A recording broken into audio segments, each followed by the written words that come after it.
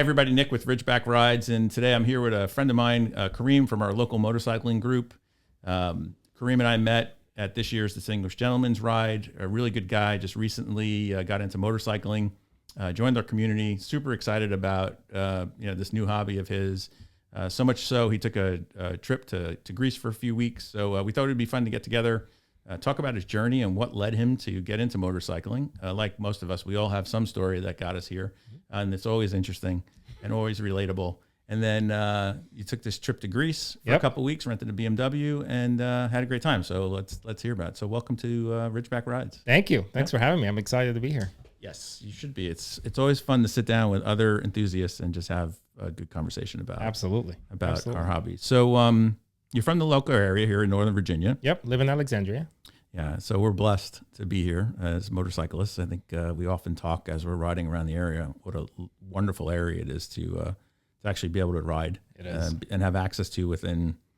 You're a little further closer to DC than I am, but half hour, 45 minutes. Yeah, but my bike is close by. It's at my parents' garage. That's so right. It's easy. It's easier to Loudoun County. Exactly. Yeah, and we have great riding. It's accessible. The roads are pretty good. So the roads are some of the best ones I've seen. I mean, I've driven cross country. Been all over the place, all over the world, all over the U.S. And we have some really, really great back road in this area. Like when we say great, we mean well maintained. Fantastic. Yeah. Well maintained, nice twisties, couple of switchbacks, and we've got Skyline Drive right around the corner. I mean, it's just we do have epic roads. Yeah, and country roads that aren't full of potholes. Right? Correct. Where you're going around the turn and your motorcycle. Correct. You have lane markings on the road. You could get taking its way off the highway. Yep. So we met at Distinguished Gentleman's Ride. Yep. Actually, we met a week before that at Motorcycles of Dallas. We did? We did. I don't remember Absolutely. that. Yep. Oh, you mean outside when you were on your new bobber, right? That's your. Is this your first motorcycle? It's my first motorcycle ever. Okay, and you bought what? Triumph Bobber 2024. 1200 cc's. What color? It's black and ash gray. Okay, so we'll get a picture. We'll get it up here so people can see what sounds good. About. Yeah, my first bike ever. I can talk about. Yeah, why did you pick that? Actually, let's start with that. Ooh, so I was I liked cruisers, right? Okay. I didn't know anything but cruisers, to be honest. I mean, my experience was with motorcycling is you're either 20 years old riding a speed bike, speeding at 200 miles an hour in traffic, yes, and lane break, lane splitting and all that, which was my experience in growing up in Kuwait. That's what we saw. Or Harley riders riding cruisers. Like a big cruiser. Like a big cruiser. A bagger cruiser. Yeah, right. Yeah. But obviously I knew my body frame, I can't handle a big bike like that. So what about a smaller cruiser? I wanted to ride back roads, which is exactly what we do in our group. Like 40, 50 miles an hour, right? Yeah. Average speed, just tooling around. Just tooling around, enjoying the scenery, going and grabbing coffee, grabbing, a lot of horses in this area, a lot of vineyards, wineries, just really picturesque. It's beautiful part of the country. It's absolutely mountains, of course. Right? Yep. Yeah. Absolutely. Shenandoah Valley. Yep. So I wanted something that can help me do that and enjoy it and be relatively relaxed because I've thrown out my back a couple of times working out. So I wanted something that's, with relatively comfortable, comfortable, neutral riding position, not hunched over, not completely laid back, that kind of thing. And I just felt good on that bike. So I was dead set on getting an Indian Scout. Okay, that's what because I started. Those on. are when I got back beautiful. into I mean, they're just beautiful bikes. The bobber though, that's where I started on an Indian Scout bobber. I think it was 2017 was the first motorcycle I bought. Okay. When I got back into it, but I can relate. I guess is the yeah. So sat on that one, felt great, and then when I was checking it out, I remember I was in Austin with my friend Paul, who's used to be a motorcycle rider. He's now trying to get back into it again. The sales guy said, "Oh, if you like that, come with me." And he took me inside the shop and had me look at a gorgeous bobber. This is when you were traveling. This is when I was traveling. Oh, interesting. So I was in Austin, and I sat on it. I wasn't completely sold on it, honestly. It's way different than the Scout. Like it is. The riding position in the Scout's feet forward, right? The bobber's more feet down. Exactly. And I looked at pictures of myself on it. I'm like, I don't know if this actually fits well. But Paul said, listen, you got to get this bike. It's just gorgeous. So I said, okay. So then I went to Motorcycles of Dallas, and with no intention really of buying a bike on that day. Right. But thought, all right, let's go test rides a couple of bikes. Test rode the bobber first, my bobber. Right. Came back with a massive smile on my face. Yeah. Even Luis was like, yep.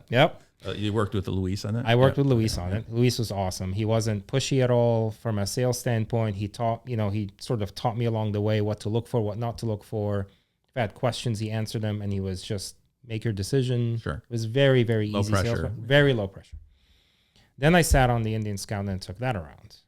Came back, looked at Luis, go, nope, that one, the bobber. Yeah. Okay. It was just the torque was better. It handled better. It was a little bit sportier. I could flick it a little bit better. Sure. It's got a little bit more suspension travel. Yeah. Probably at the time, because I don't know if the new Scout was out yet, but you probably rode the previous version, if I had to guess. So I rode the 24 regular Scout. Yeah. Because I wanted. Oh, all right. So you would have had a little bit of suspension travel. Yeah. So not the bobber. But I mean, on the roads that they take you on the test ride, it's not that bumpy anyway. So it's not like I would have felt it. I feel it more now. Sometimes when I'm on my bobber and we're hitting bumps, like, oh. Well, it doesn't have the most suspension travel, but it's great. It's a beautiful looking motorcycle. Yes, I mean, I could think of worse motorcycles to have as my first motorcycle. I mean, it very turns fortunate. Yeah. It turns heads when I'm at traffic lights and people roll down their windows and go, "This is a great." It's got that This is a really nice-looking bike." cool old school look. Yeah. Like it's just, and they're fun to ride. Just for everybody, I had one for a while. Really enjoyed it. Yeah. Yeah. And it actually, when you ride other bikes and you come back on this one, so we'll talk about it when we talk about Greece. I rode an R12 when we were in Greece and rode that for, however many miles we rode. Came back and rode on my bobber. It was so much easier to ride my bike, I thought, than the R12. I mean, I could flick that's it. interesting. Yeah. I'll have to click into that a little bit. Yeah. I'm curious why you thought that. Yeah. Because the R12 would be similar bike. Yeah, similar. Very was similar. it like a scrambler R12? Nope. Or just It was a regular R12? Regular R12. Okay. Yeah. And you felt the bobber was easier to ride in? I came back and I was like, it was. Really? I was almost scraping pegs, but I wasn't really scraping pegs. I'm surprised to hear you say that, because the bobber has that big front fat tire, right? The model you have has the big tire, right? Not the skinny tire. 16-inch, yep. Yeah, well, good. Hey, great. Yeah, I mean, I think what helped was the lower seat height. It was 1.5 inches maybe lower than the R12. So I felt much more comfortable on it. Maybe your skills are just getting better. Maybe. Spending I hope so. You're doing all this seat time now, right? And I mean, taking these long trips, to Europe and et cetera. Like, there's nothing to replace seat time. No. Speaking of which, I did want to mention something before when you were talking about your bike selection. I encourage everybody, whenever I can, like when you're picking your motorcycle, definitely try to get as much seat time as possible. Like, there's nothing like riding it. Yeah. Right. Like I've test driven a couple of Indians recently for the last year, and every time I get on the same model to try it again, the experience is just a little different. Interesting. Yeah, and I say to myself, and that's why I give people this advice, like if I would have bought it after the first ride, it's not enough to really experience it. Yeah. Like you got to get out a little bit more and in different circumstances on different days and different mindsets and just. Yeah, I think I completely agree with that. I mean, my bobber feels a little bit sort of different every time, not drastically different, but it obviously helps when you've got more and more seat time. You feel more comfortable. You get used to it, right? Yeah. You don't have to think about what the controls are. You're not thinking about the brakes. It's all muscle memory. It becomes frictionless, right? Yep. Without a doubt. All right, so you get the bobber. Yep. That's right. I remember now we met the week before. Yep. Actually, I bought your saddlebags. That's right. That's right. I think that was the day when I was After like, we did the ride really together. Cool saddlebags. Right? Yeah. All right, so then you get involved with Distinguished Gentleman's Ride. I assume the dealership mentioned it to you? Yeah. So Curtis at the dealership mentioned it. He said, "So are you signed up for the Distinguished Gentleman's Ride because you have a nice classic looking, Triumph? Perfect for that event." Yeah. It was absolutely perfect. So are you signed up? So I looked it up, signed up, raised a bunch of money. Yeah. Beat you. Well, you didn't raise a bunch of money. You were the top fundraiser for this year. So I was. Let's be clear, which is great. Like it's a great ride. Yep. It's a great charity, right? With partnership in Movember. Right in JJ, right? Mm-hmm.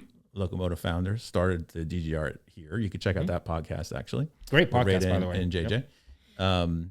It's just all good. And to have somebody come in new to motorcycling, new to DGR, new to the motorcycle shop, new to our community, and then just, crush it on the fundraising was just the bonus. So thank you for that. Yeah, no, I mean, honestly, I believe in the cause. DGR raises money for people who are listening to the podcast and don't know, raises money for men's mental health and suicide prevention. I don't think it's totally restricted to men necessarily or motorcycling men, but it serves, to help mental illness and suicide prevention. So it's a phenomenal cause. And prostate cancer. Thank you. So it's a phenomenal cause, and I completely believe in it because I do have a couple of friends and a couple of family members who've had prostate cancer and have, survived that, did the surgery and survived that. So anything we can do to help that. I mean, it's personal to me. And it's worldwide. It's just such a great coming together of enthusiasts from around the world and all different countries. I mean, literally, like, check it out. DGR.com, I think, is the email address. You just gentlemansride.com, I think is what. Distinguished Gentleman's Ride. It'll come up. I think you're right. It's gentleman'sride.com. It's genttlemansride.com. And then the funny thing is, it happens on the same day worldwide. And last year they had 108 countries and something like 10,000 cities. Yeah, something like that. It was crazy. It was just a crazy amount, which is fun. So you got involved in DGR, top fundraiser, had a great time, and then that led you to get involved with our smaller riding group, right? Yeah.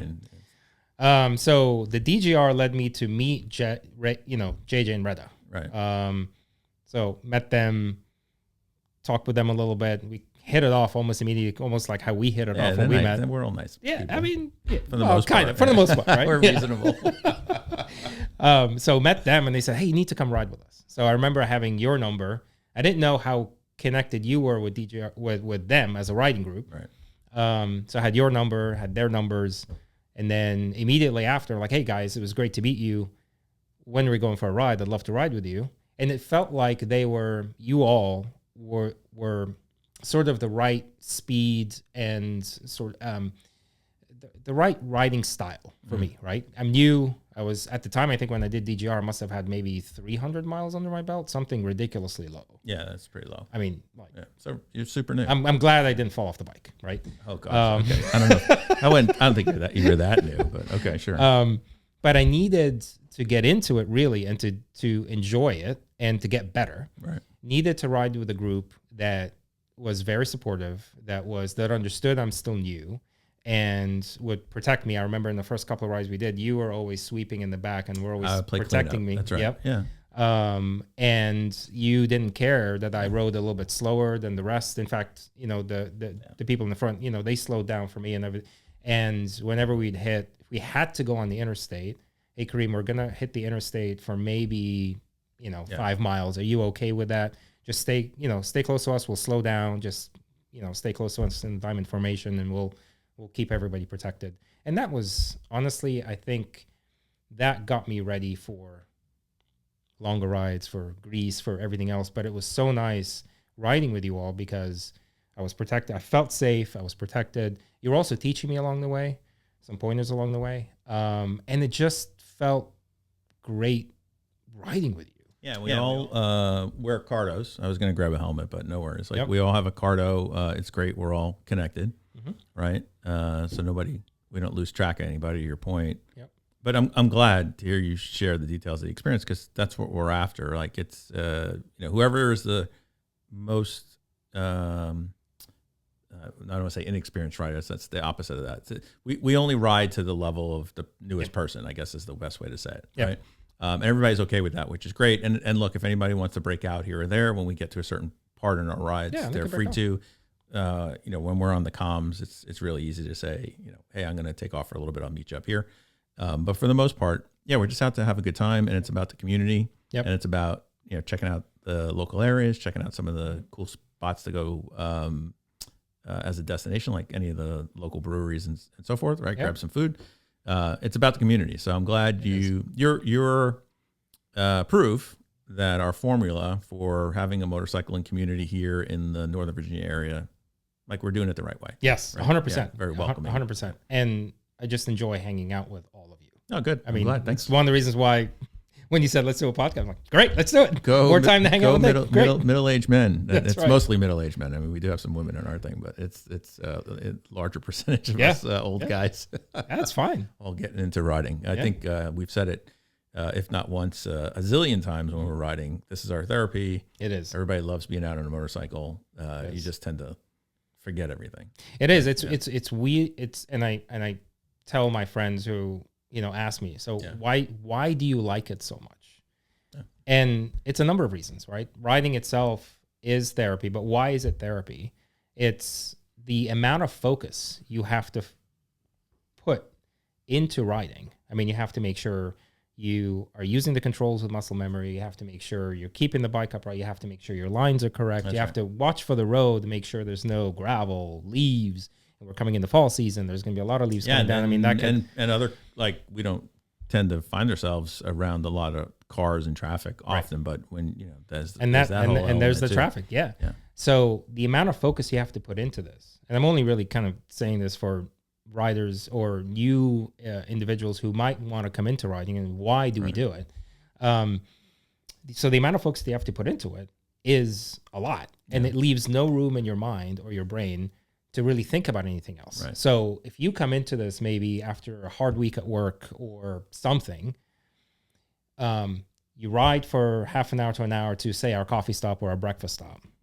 You're a completely different person when you get off By the work. time you get there. Yes, That's right. Yeah. completely different person. I mean, dopamine, serotonin, all the endorphins that come through because of the focus, and while you're riding, it is therapy. Yeah. And it's scientifically proven that this actually happens. I didn't It's know not, we were going to get into the details of the into science. a little of bit it, of science, sure. but hey, why You're the not, first person that's come either on my podcast or in any conversation I've had that said, hey, there's scientific evidence that prove that this is really good for us. Yeah. So therapy in disguise, it actually is scientifically proven. It's good to hear too, because the majority of people, when they set out to consider motorcycling, everybody looks at the statistics about the dangers of it, and hey, that's all real, right?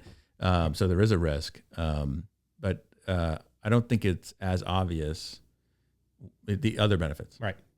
They're not presented in as an obvious way as the risks. It's usually the risks and, I just want to do it because it's cool and it looks like fun or things like that. I'm at a point in my life where I want to be a little reckless and irresponsible. But so no, I'm glad to hear that there's some science behind some of what we all claim to experience. Right. I'd like to talk about, when you mentioned that when people hear that you're riding a motorcycle, all they could think about is the danger, the accidents, all that. And it is real, 100%. The question, and I've had most of my friends ask me as soon as they heard I started riding a motorcycle, oh, please, when are you going to get off the motorcycle? Please don't do this. Really? I've had a friend super interesting. I've had a friend who, broke his arm, broke his leg, a friend who died, or a cousin, something, right?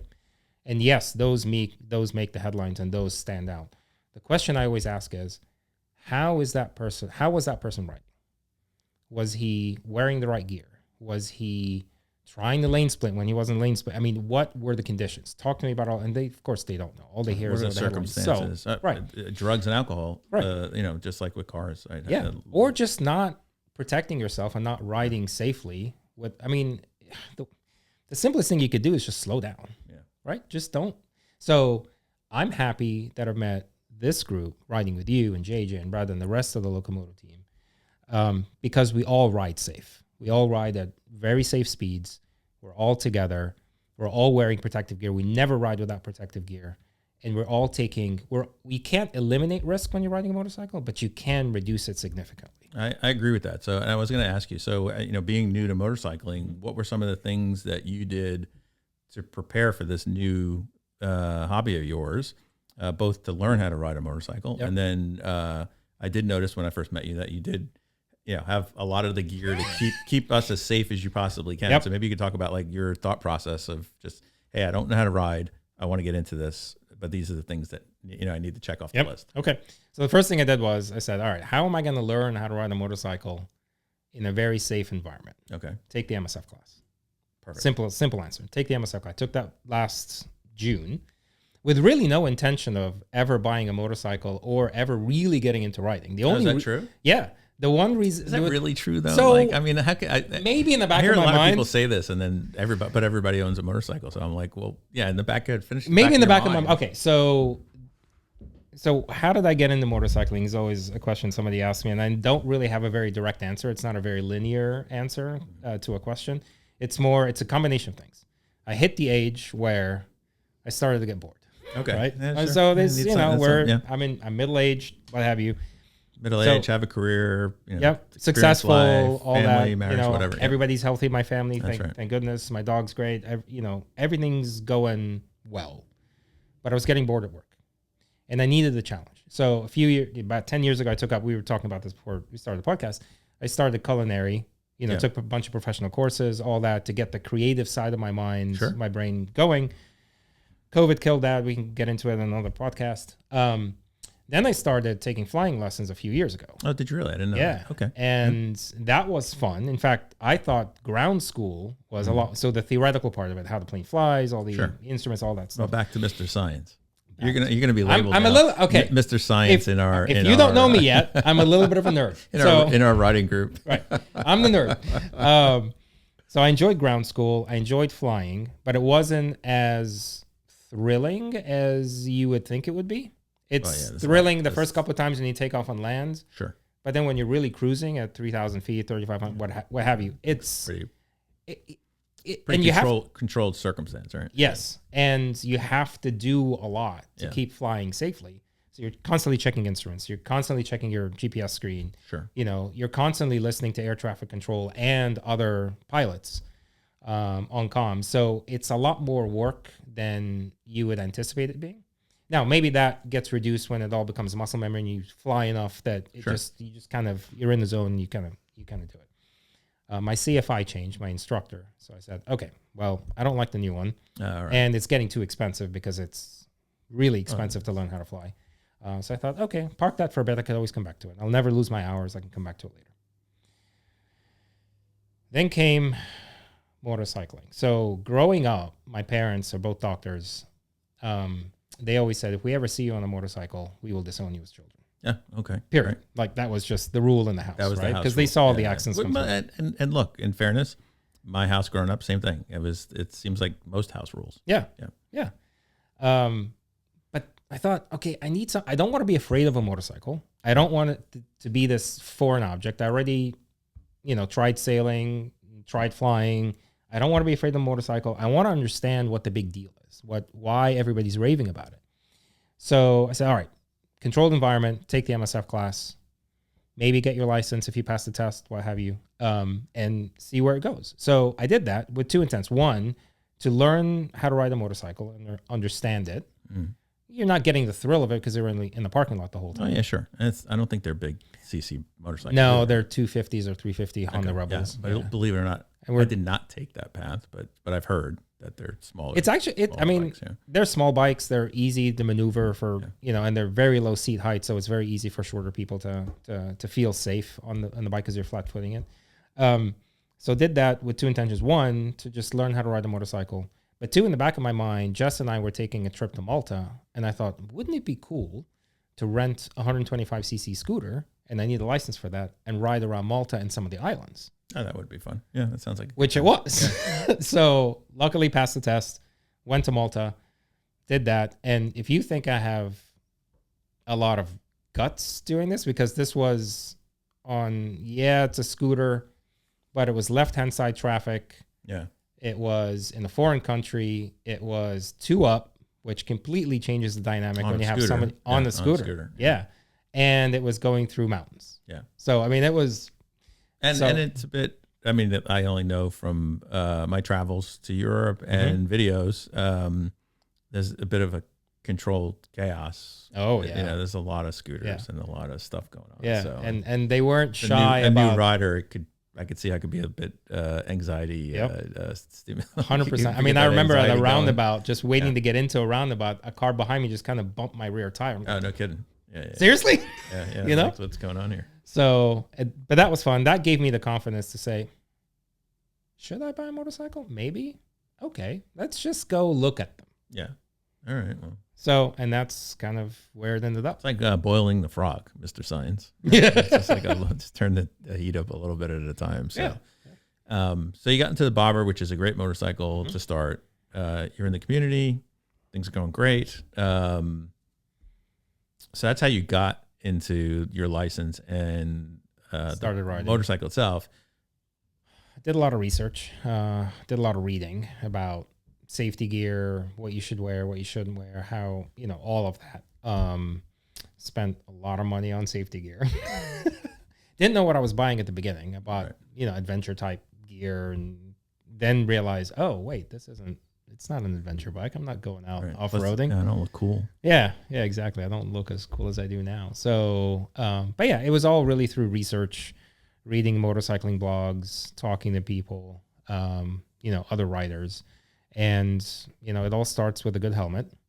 And then that led to, okay, now. Wait, all right, you can't just say that. Like, what did you buy? Which one? So when I was testing out helmets at the store at Mod, so they put me in an RF 1400, and it felt great. And honestly, I didn't try I may have tried an Arai as well, a similar Arai. It didn't fit as well. And they said, it's one or the other usually with head shapes. If you've worked with, wait, hold on a second. So if you've worked with Yvonne at Motorcycles of Dulles or Mod, she tends to mention that you're like either a Shoei head or an Arai head or another brand. I'm a Shoei head. Okay. But you just mentioned something interesting, like shaved head. I didn't know there was a... No. It was just the shape of the head. Oh, the shape. I thought you said the shape of the head. Because we're both wearing hats, but we have no hair.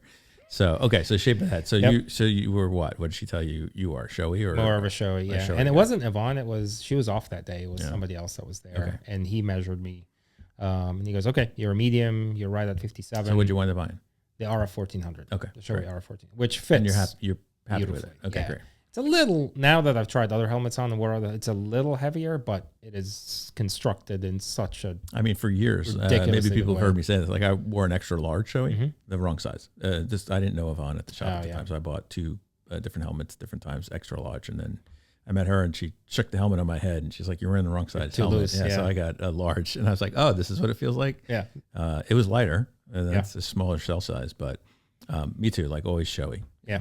And it's weird if you are not into motorcycling, when you first put it, like you see other people put on helmets and sort of, racing and what have you, and you think that it should just slip right on and just be a little bit, it should be quite a little bit tight to come down, and then it should push your cheeks up, and it should like almost firmly sort of keep your head completely contained. And it's weird when you put it on and ride with it but it as long as it's comfortable and it's not pressing in any creating a weird hot spots. It's a little bit of a learned experience. I had a buddy of mine comes down every year. We go ride, and he's a Harley guy, and he wears a bucket. And I said, "Hey, if you borrow one of my helmets, you will be on comms, right?" And he put the full face on. And it's like having claustrophobia. Yeah, he was claustrophobic. Yeah. So, all right, so you got your helmet, great. So I got my helmet. Yep. Got and just started buying gear. I think at the time jacket.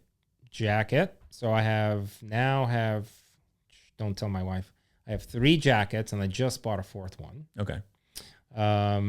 3 pairs of jeans, all the same, sort of their Craner, and it's all Triumph. Like riding pants? Like proper motorcycle pants? Proper motorcycle pants. Skid. Yeah, well, they're jeans, they're armored jeans. Okay. So they've got the hip protectors and the knee protectors. Yep. Boots. Yep. I think you and I have the motorcycle same boots at the Forma. Motorcycle boots. Yep. Same boots that you and I, we both have. Actually, I just bought a pair of ADV ones recently. Oh, cool. I see them in the corner there. Yep. I see them.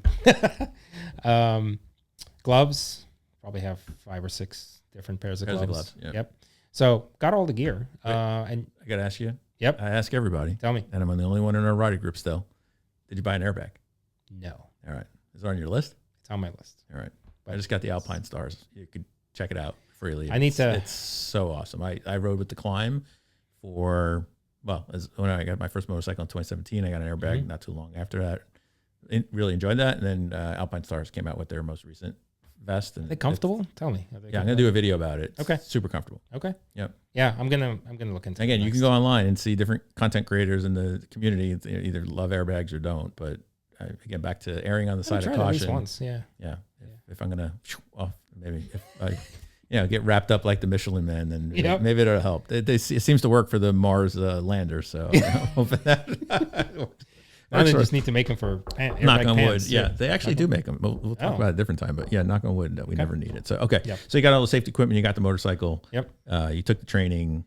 Great. You did it. I'm on comms. You did it like the way that most of us would recommend the new rider kind of work their way into this new hobby. Yeah. Right? So. Anybody who's thinking about it, take it slow, take it easy, buy all the safety, buy the safety gear. You can always sell some of it off or give it away, what have you. But over index on safety, spend as much money as you possibly can. Yeah.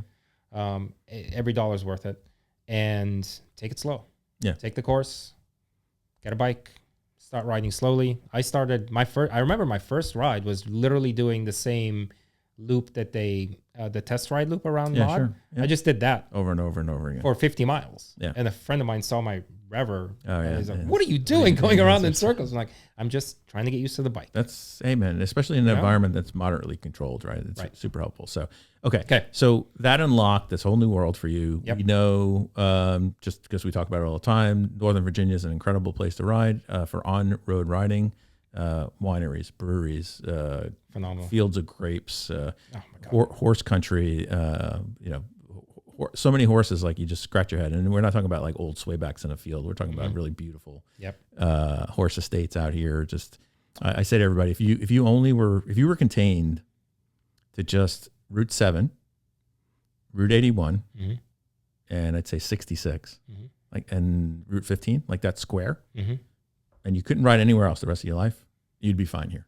Yeah, it's such an amazing place to be able to ride. You could ride hundreds of miles and just have such a great time. So, all right, so you did that. Yep.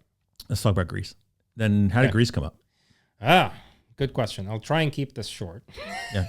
So I was down at the BMW Performance Center last November. Because one of your car is a BMW. One of my cars is a BMW, and You're I wearing a wanted hat. to take. Yeah, I thought you bought a BMW motorcycle, but then I learned, oh no, you drive a car This with is actually, four wheels. Yeah. Yeah, this is actually a US Rider Academy, which I'll talk about in a second. So I was down there doing car control training for 2 days. So That's they fun. basically take you on their test track, all kinds of drills, all Yeah, that stuff. people right? are pretty familiar with the BMW experience. Yeah. Yeah, and I saw a bunch of people with motorcycle gear, motorcycle helmets. So I asked my driving instructor, "What's going on with all the motorcycles?" He goes, "Oh, we do motorcycle training here too." I didn't know that. thought- That's interesting. Yeah. Oh, wait, okay. He goes, "Go check it out, US Rider Academy."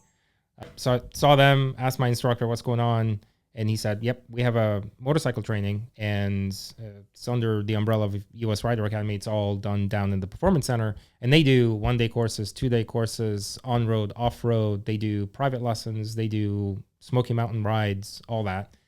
So one day I was at work, and I was not as busy as I should be. That's okay. I Some was days. scouring their, sort of stalking their website. It's good to have days like that at work. Yeah. So stalking their website, and all of a sudden I see we're going to do an international tour in Greece for 6 days. And I thought, oh, okay. So hold on. I'm turning 50 this year. And my original idea was I was going to, fly to Vegas, rent a Harley, and a buddy of mine would come out and he would just drive and follow me. We'd just kind of do this Utah, Arizona sort of tour for a week. But then I saw this and I thought, hold on a second. I think this will be a lot more fun for a number of reasons. One, you're going in a group, so it's completely controlled. BMW's putting it together. It's 6 days. It's in Greece.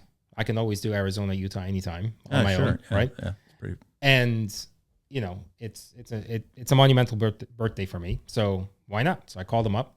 I said, "Hey, I want to do this, but I only have about 500 miles under my belt. So is it okay?"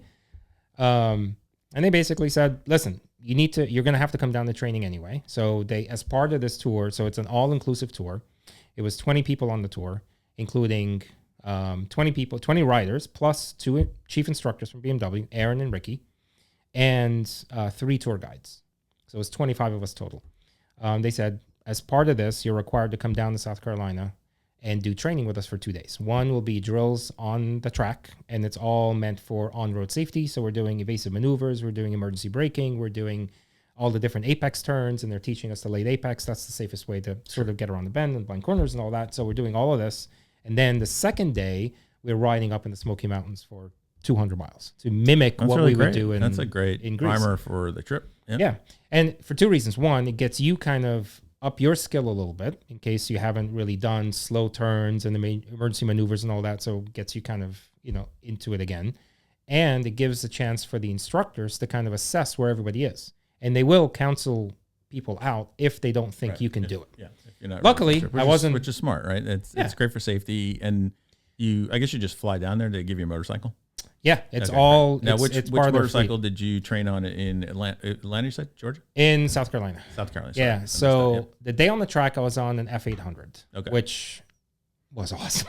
yeah, of course, that's It a nice was- motorcycle. It was I mean, I was, so the warm up, we would kind of do loops around the track, and I had never leaned my bike hard enough that I scraped pegs. I was scraping pegs on that within the first turn. Oh wow, It was That's that pretty easy amazing. to ride. was It really? was Yeah. so easy to ride.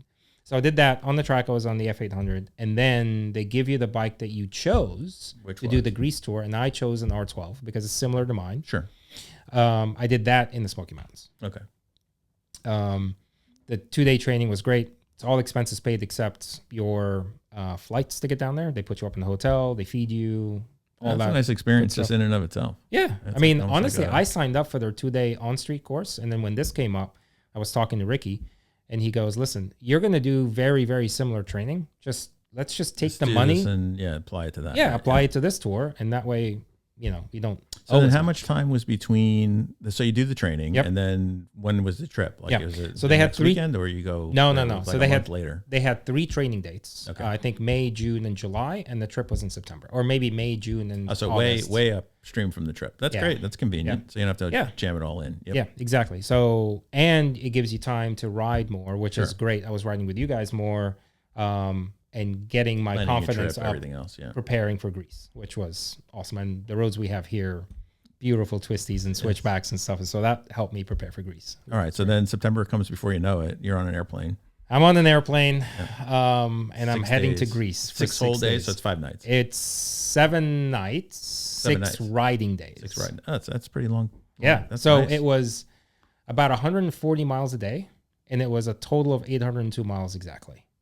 Okay. And the way we did it That's pretty cool. was, And 140 miles isn't like egregious. it's not egregious, Yeah, and I mean It's not like a butt buster. it's a good amount. Yeah. Yeah. I mean it's not too much, it's not too little. Some days were 100, 120, just depending on how many stops we made and how many sightseeing stops Because you're we not made. just riding front to back. It was to see Greece, right, on a It's to motorcycle. see Greece on the Okay. motorcycle and to experience Greece in great Greece form. Yeah. So people, food, culture, sightseeing. I mean, so we started in Athens, and we did this whole southern Greece loop from Athens all the way around and then back to Athens. So we went from That's Athens pretty cool. Yeah. to Delphi, where the Oracle of Delphi was. Sure. To Olympia, where the original Olympic Games started. To Kalamata, olives. To Monemvasia, which is a beautiful, beautiful hilltop, mountaintop town. I Oh, mean, nice. we've got pictures. We'll I throw them. I wanna see some of them when we're getting through it. Yeah. And then from Monemvasia, we went to Drepano, which is right on the water. Same with Kalamata, was right on the Mediterranean Sea. And then from Drepano, we went back to Athens. That's nice. That's a nice trip. It was a unbelievably well executed, well planned, and phenomenal trip. Was it really? I mean, just the scenery was spectacular. I mean, just the images that come to my mind are I'm on the side of a mountain. We're riding, and we're up and down mountains every day. And the minute you think you're down the mountain and you're going to lunch or going to stop for a coffee break, nope, we're going up and down the mountain again. And it's all twisties and switchbacks. You've got the mountain on one side and you've got the Mediterranean Sea on the other. And literally, if you take your eyes off the road just to enjoy the scenery, at least for me, because I'm still relatively new, I kept my eyes on the road. But yeah, I mean, you're literally on the mountainside and with the Mediterranean Sea on the other side. It's spectacular. The roads were relatively decent. I think we have much better maintained roads here, but the scenery you get, I mean, it was akin to sort of riding through California, Colorado, maybe a little bit of sort of desert Colorado in a way, Napa. It was all of that in 6 days. You're passing through all of these small villages, tiny, tiny, tight villages, and you're riding through. We're having lunch right on the water almost every day. That's pretty amazing. I mean, and just the food was just Spectacular. Oh my God. It was unbelievable. So is this like some of these pictures that you're sharing? Yeah. with So me? What? this first picture is just in the hotel the day before to basically do the intro, meet everybody, meet the instructors, talk about all that, hand the keys over, sign the papers, go check out your bike, all that stuff. So that's just sort of That's just like a prep. rider meeting. Yeah, rider meeting prep the day before. So these pictures are all going to be out of order, only because it was hard to put them manually back in order. Yep. But this is the view from one of our lunch spots. Okay. We're right on the water. So you're that's across from you. That's across from me. Okay, yeah. got it. So we're sitting at lunch outside, looking at this and having lunch. And do you remember what town this was? No, Okay. I'd have to look at sort of the metadata that comes with the pictures. And it looks like you had spectacular weather. We had phenomenal. Oh, look at this with the bridge and So this is another spot from lunch. Boats. Yep, it's another spot from And lunch. did you ride across this bridge? Yes, we did. Oh, that's yes, pretty we did, amazing. and it was spectacular. Was it really? Yeah, it's another spot from lunch. I mean, there's a lot of great. So this is really funny. We took, and I wanted to share this one because the guy, This guy is hilarious. third from the left, He looks right? like the guy from The Incredibles. That Yeah. Cartoon, So he's thing. some bodybuilder that literally was on the beach just like this, walking 5 steps, turns around, walks 5 steps the other way, and just does this for hours. No, no kidding. So we actually wanted to take our shirts off and take a picture with him. Yeah. But anyway, But some tan. yeah, he was a character and he was nice. So this picture that you're seeing here, so this is in the Olympic Stadium area in Olympia. So this is part of where the original Olympians would train for the Olympic Games. And by the way, the original Olympic Games were all men, and they were taking part naked. Oh, no kidding. Yep. Yeah. And the word stadium actually refers to a measure of length. Yeah. And I have to look up exactly how much it was, but it's a measure of length, and that's how the word stadium came about. So that's in Olympia. I can't get over the sky. Like it looks like you just said day after day of weather. Full sun. We never had a drop of rain. It did get about 100 degrees on a couple of days. Okay, so it was a little hot. But luckily I had Like cool though, hot. Like at the shore. It was dry. It was the shore. Hot? Yeah, like, it wasn't. Usually there's a breeze or something. There's a breeze. There's definitely a breeze. And it wasn't as humid. Okay. As we have here in Virginia. I had a vented jacket. I had a completely sort of perforated vented jacket. So all the air was coming through. Yeah. For me, it was comfortable. For other riders, it wasn't, and they had windscreens on. Yeah. So they had to stand up on their bikes to get a little bit of airflow. I had plenty of airflow. Right, so I was very R12. Yeah. So this picture here is kind of cool because this is one of the tour guides that's with me, and we ran the 400 meters in the original Olympic Stadium. Ah, that's really and cool. we took a video of I remember you sent us a little short video in our text group about this. I was wondering what you were doing. I thought maybe you were just getting some routine exercise. But no, this was trying to do the 400 meters. So this is also in a few of these pictures in Olympia. I think this was the Temple of Zeus, I believe. Somebody will correct me, I'm sure. This is... All right, so... what are we looking at here? So this is a small church that was carved into the side of the mountain. That's really cool. Yeah, I mean, the nice thing about the tour was, so BMW contracted with this company called Edelweiss Bike Tours, which is the largest motorcycle touring company in the world. Right. So they effectively organized and did all the logistics for all of this. Brought all the motorcycles down, had the support vans, the extra motorcycles. Yeah, so it's very well run. Is the point. Extremely well run. The night before we would take the trip the next day, the BMW guys and the Edelweiss tour guys would get together and say, okay, so we're going to go from Kalamata to Monemvasia. Right. So which route are we taking? So they would curate not the fast interstate routes, but no, we're going to do mountainside switchbacks, twisties, like all what that. we do here when we ride, right? We avoid the highways. Exactly. Tolls, yeah. And where are we going to stop for coffee and lunch? And is there any sightseeing along the way? Maybe not along our original route that we planned, but like, okay, can we take a detour and go to this sightseeing spot? So this is like this. Exactly. Yeah. So very, very, very well planned, and just made it so much fun for us because they incorporated all of the sightseeing in the during the day while we're riding, which was a nice break for us. It isn't like you went riding during the day and then you spun off after in late afternoon and do some sightseeing and squeeze it in. We did do some of that, but the sightseeing was also during the day as well. Right. If there was something, the ride was the sightseeing was part of the ride experience. Yes. Point, right? Which is what made That's a great way to see. So this looks like some valley. This is one of our many sort of mountaintop roads that we rode on. That's very cool. Yeah, I wanted to kind of showcase some of the scenery that we were seeing, some of the roads we were seeing. You'll see some pictures with us on the bikes and the roads we were taking, and of course you encounter sheep. Oh yeah, look at that. And we had to. All right, so if that was here in Northern Virginia, it would be what? Mostly like probably cows. Yeah. Yeah, which has happened, by the way. Or deer. Or deer. Yeah, we were riding one day. My neighbor Mark and I, and there was literally a big beef cow in the middle of the road in one of these country roads. You come around a turn, and everybody stopped. Like, what's going on? It's this enormous cow, and there's a bunch of people from where the cow lived. I guess it's a farm, and trying to get it back on its on the land. It was kind of funny. Yeah. But you always got to be cautious because you never know. You come around a turn, and we never would have expected to see a cow. But, so you guys saw a lot of sheep. You saw a lot of sheep. Yeah, not surprising. A lot of farmers. So this look at that view. I mean, it's just this was 6 days straight of these roads with this kind of scenery, with 20 bikes.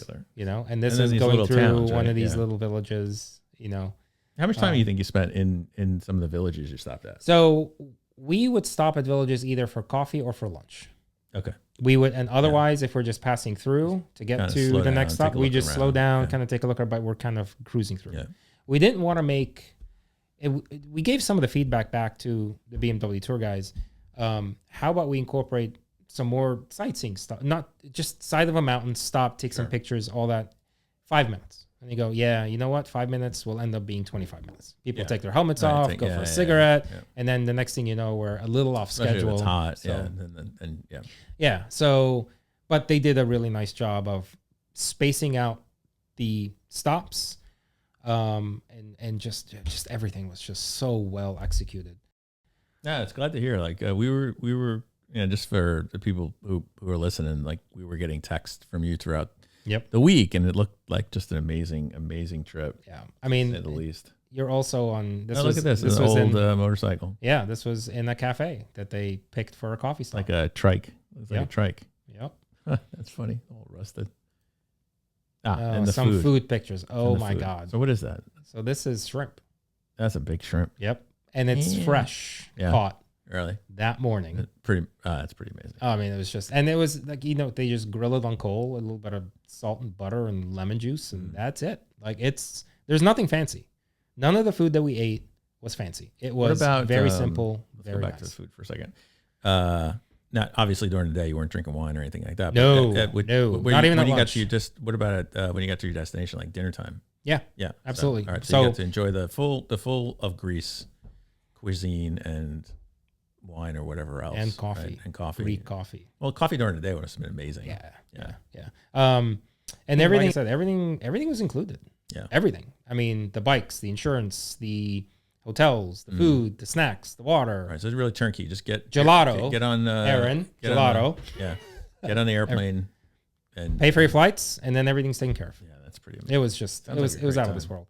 And I think what made it phenomenal. Look at that. That's amazing. So this is I think this was in Monemvasia. I think, or maybe one of, I don't know, there's a better shot of. You know what I'll do when I'll add these pictures in the edit, and then I could put names of the places. Yep, and I can look up the metadata and make sure that I overlay. Overlay the picture. This is Monemvasia. So this was the town that's sort of, we were up at the furthermost point in the top of the mountain, looking down at this town. And this is Monemvasia. There's a better picture you'll see of the ocean. I'd say Monemvasia. Monemvasia. Yep. So where'd you stay? Would you stay in a town like this, or in this town? Did they go back to more metropolis areas for where the hotels were? Actually, none of the hotels except for Athens were really in metropolis areas. Okay. Delphi. I mean, these are all pretty small towns. Sure. So, and you have to accommodate 25 motorcycles. Yeah. And a support van and all that. So you have to. They had to pick hotels that can accommodate all of that and had room for 25 people. It's so like you weren't staying at Marriott's. No, these were all local hotels. Right. They call it local flair, like but they're all local hotels, 3 and 4 star. Okay, so boutique hotels. Nice hotels, but boutique, not 500 room. Just nope, very 50 sort rooms. of about 100, 150 kind of That's nice. Yep. So quaint. Very quaint. So this was the view from that same sort of town that's or town that's on top of the mountain, that's Right. a view of the Mediterranean. Yeah, it's pretty awesome. I mean, it's just, and this is what you're seeing when you're riding on one side and the mountain. So on the hard other. not to crash. Yeah. This Well, a church? This was a monastery that we ended Okay. up visiting. Yep. So nice. And some more roads. This is probably in the evening when the sun was setting, or maybe early in the morning. So this is the fresh fish. Oh, yeah, look at The that. one of the lunch spots. So he just opened up his drawers like, yep, I caught all these this morning. And we're Just fresh out of waiting. ice. Just fresh. That's so cool. I mean, it's just the food was I think that's a lobster. Right? mind Looks like a blowing. lobster that's here in the middle. Yeah. Yeah. I mean, the food is mind blowing. It's so simple and so mind blowing. This was in, I believe, Drepano, right on the ocean. Or not ocean, Mediterranean Sea. So did anybody do two up riding? Like you went Yes. by yourself, like you didn't go with your wife. Yeah.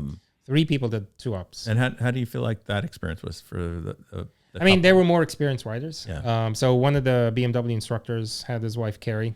She was, and it's nice. I mean, he's an instructor. He's 30 years of riding motorcycles. Yeah. He was a motor cop. So he, I'm he could always do it. curious about the person that's the second up, right? Like when Yeah. you say 2 up, like that person, because riding. Yep. All right, you got to be a little bit more experienced. You have a passenger, there's more weight, there's more complexity. Yep. But you get used to it just like anything else. I wonder what the passenger experience was like. Did anybody make comment on like what it was like to do the trip? as a So it's passenger? nice because they get to see the scenery as opposed to just focus on the road and focus Sure. on the riding. And so they get to see it. They were also helping us take videos and pictures because we couldn't while we were riding. I mean, I had a 360 camera that I still have to work on the videos. But they were able to see more. They were able to shoot us more too. So that makes sense. one of the nice things about it was I could ask Aaron if he was sweeping in our group because they split the group into 2 so they can manage 10 riders at a time. Hey, Aaron, I need to work on my lines. Would you mind if I ride right in front of you and have you take a look at my lines and give me some feedback?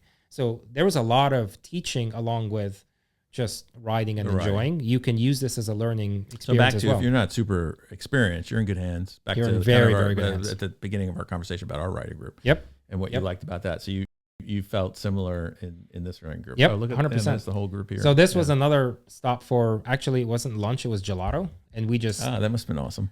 so Aaron loves gelato and he got us all into gelato. Yeah. And anytime we could find a gelato shop, we would stop. Yeah. I So- don't blame you. When we went to Italy, I would just overdosed on gelato. Oh my God. Yeah. We all came back about 10 pounds heavier because of all the gelato that's- that Aaron made us eat. Thank you. Yeah. So this was, we were right on the water. In fact, a couple of people just took their riding gears off and just jumped right into the water Did they really? and cool off. Cooled off. And That's we so just great. parked our motorcycles. And there's a whole right bunch there. of different motorcycles too. So, Yeah, So, so if you we- rode R12. What else did they offer? So they offered everything from the big GS bikes to the mid-weight F800, F900 Like the GS bikes. Adventure, The GS, the 1200 or 1300 or 1250s. And a couple were on RTs. Oh, okay. I was the only one on what I'm calling a putt-putt, which is was- not a putt-putt. yeah, It's a yeah, 1200cc 1200 bike, cc's. right? But comparatively size-wise, it looks like a mini bike It looks compared to small. the bigger Yeah. bike.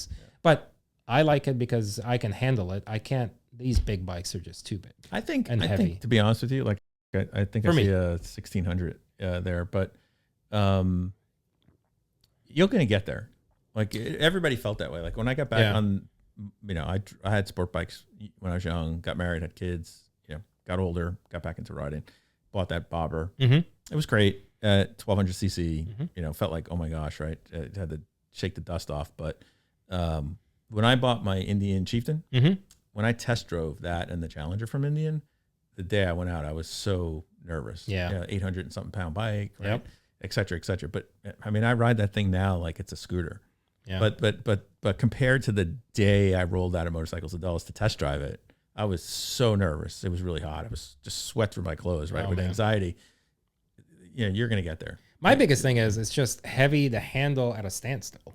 Yeah, but you get used to all of it. Like Okay. again, being a Okay. new That's rider, good let news. me assure you, like I'm doing maybe 7 years back in, it just, and I used to watch these guys on Harleys or Indian big bikes. And when we would ride, sometimes you get behind a group through the twisty country roads and they were just motoring through these country roads. Yeah, and I'm like, and you wonder how are how. they doing that on such a heavy motorcycle? And when you finally get to do it and you get experience at it, it's just like everything else. Like And you get honestly, good at that's what everybody was saying too, that all the people that were riding and including the instructors, like, you really need to try sitting on the GS 1200, 1250 and just take it out for 5-10 minutes. But because we want you to experience it. I'm like, I'll just do it next year. I took a 1250 out to put some miles on it and do a favor for the motorcycle shop. And I had never driven a adventure motorcycle before, let alone a BMW. But, you know, BMW, you know, if somebody has it, they don't shut up about it, right? Yeah. So I was always wondering what was the big deal. And I took it out for a couple of hours actually, and I got back and I'm like, oh, I get it. It's the gold standard. It took me a while to get used to it. To your point, but then it was amazing. And then they came out with the 1300, and I mean, with street tires, the thing handles amazingly well. I mean, these are gold. This is I think the gold standard for you know, street/adventure motorcycles. Adventure motorcycle, you know, that's such a great tool. So and Edelweiss, what Edelweiss did too, which also made me a little bit nervous, but they put hard panniers, 3 hard panniers on all sides. Because you're carrying all your stuff on the bike, right? No. Oh, they carried all of our luggage in the support vans and took it to the hotels. Like, first class motorcycle. Not only did that, they dropped our luggage in the rooms before we even got there. So really, the panniers were if you wanted to lock up your helmet, if you want throw in a couple of bottles of water, your rain gear, whatever. You still were on a bike with full gear. Yeah. 100%. Now, did they provide an option where you could change? Or the bike you picked is the bike you got? The bike you picked is the bike you picked because you're signing that I am taking ownership or control of this motorcycle for a while. I'm sure you can just like, hey, can I ride yours for half a day? And then I think it would have been okay. Feedback point, because if especially if it's all BMWs, it would be really good to experience the lineup. On a trip like that. And actually, that's good feedback. We'll give that feedback when we do the training. Maybe put us on different bikes throughout the day, just so that we can try out different bikes. And then that maybe at that point we decide, okay, I want to be on this kind of. If it's not too late to secure them, you know, for the ride. Yeah, because a lot of the bike you buy is sometimes the experience, right? Yeah. Well, like I was saying earlier, a lot of it's the experience. So I mean, for BMW, just marketing wise, it would be great to get people. You know, the more motorcycles you get people on of your lineup, probably the better. Yeah. In an environment like this where you just fully allocated into it and week, just have to you're not thinking about anything else. No. I assume this is it. That's pretty awesome. That's a nice shot. Yeah, let me find my mouse. It's one of my favorite shots. You tested my eyesight over here. All right, so this is the group. Yeah, this was at one of our hotels. This was one of our coffee stops, and we just took a group picture. Yep. So this was, I think, actually all, and these are some of the roads. This is a great shot. Man. Yeah, it's nice, twisty roads. This is all 6 days was like this. Literally like that, all 6 days. That's such great. It's just incredible. I'm a little jealous, I gotta be honest. That's a great shot. That's me. You with the R12. And the halo on my head. It's a cool, what'd you say, the Archbishop? Were you about to say that? No, the halo on my head. Yeah. the sun shining, but... honestly, I mean, everybody gave compliments on how cool that bike looked, and it is the nicest. Cool. I was just going to say that. I mean, all the other bikes are just, I don't know. It's got a nice paint job. Yeah, it's just kind of cool looking. The GS and everything, and the F8, they're just. So it's the GS trophy, right? Yep. And then that's another shot of just from lunch. My wife would love this trip. She wouldn't be interested in the 2-up part of it. But so funny, next year they now have a support van for next year for those. Non-riders who don't want to do 2-up can ride in the support van, and they'll do the same. We'll meet up for lunch for sure, and the sightseeing stops. Maybe not the coffee breaks, and they may take a little bit of a different route, but it's going to be just. And they'll have their own tour guide, so it makes it more inclusive. And they built in 2 optional rest days, so that you can sightsee. That's if you want to sightsee, take a break. If your spouse doesn't ride. Yep. Either ride a motorcycle or want to do 2-up. And you Diane, can. Yeah, so they can do that if they wanted to follow in a van. Well, and the van's great too. Like when we did Italy, right, at one of our milestones in life as well, and we were there for a couple of weeks, and we didn't rent the car. We rented vans. Yeah. And the days we went out on excursions, we were in one of these Sprinter vans all day. Yeah. It was great. It's great. It's air conditioned. The driver took you around. Built-in tour guide. Yeah. And I mean, for those of us who... One of the things we say all the time when we're riding is because the majority of our spouses aren't into being on the back of the motorcycle. And again, a large part of me doesn't blame them. But we're, it's like, hey, it's an enjoyable experience. I'd love to enjoy it with my spouse as well. And we always opine about how could that happen? This is a great option. This is a great option. Go to Greece, you both, maybe you don't do I don't know, if you go to Greece for 2 weeks, you maybe do 1 week. We do this, and then you do something They else. didn't have it this year for the support fan with the non-riders, but they will have it next year based on the feedback that we gave them this year. Because we basically said, like, we got to Monemvasia, and the resort that we stayed in was probably the best resort I've stayed in my entire life. Like ever? Ever. Yeah, that's big. It was phenomenal. You're a pretty well-traveled guy. So phenomenal. Yeah, really? And we were all thinking and gave feedback. It would have been nice to just spend an extra day or take one of the riding days and just stay in the resort and or go explore Monemvasia. I mean, we did that for 3 hours before dinner, but would have been nice to have an extra day just to break up the trip and take a break. Sure. Because 6 days back-to-back riding was fine. It took still plenty a of lot of breaks, riding. but it's a lot of riding. It's a lot of riding. So they did that. So next year there's 2 rest days, and you can opt to go for a half-day ride or a full-day ride if you want, or you can just stay and enjoy That's stay and sightsee. some good feedback. So, and what's this here? It looks like an amphitheater. this is an amphitheater. It's an ancient amphitheater, and it was designed to where if you're right in the center, the person at the very top of the amphitheater can hear you clearly. Does it work? Did you guys try it? We tried it. It worked. It worked. We got called out by some of the people taking care of the amphitheater that you're not supposed to. That there's a reason that you can only sing in the amphitheater. It's something with a calling to the gods or giving back. So we weren't really allowed to. We just So became a real American. You have. I know, man. I know. Oh, great. That's some awesome pictures. Thank you. Yeah. So these are a couple of our tour guides.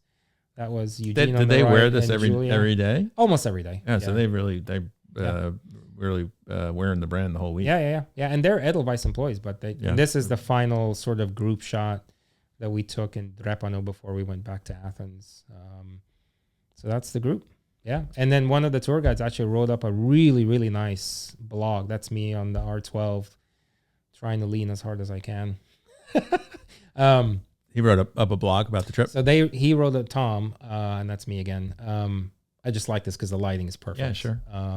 And the R12 just looks beautiful. Who's taking these pictures, by the way?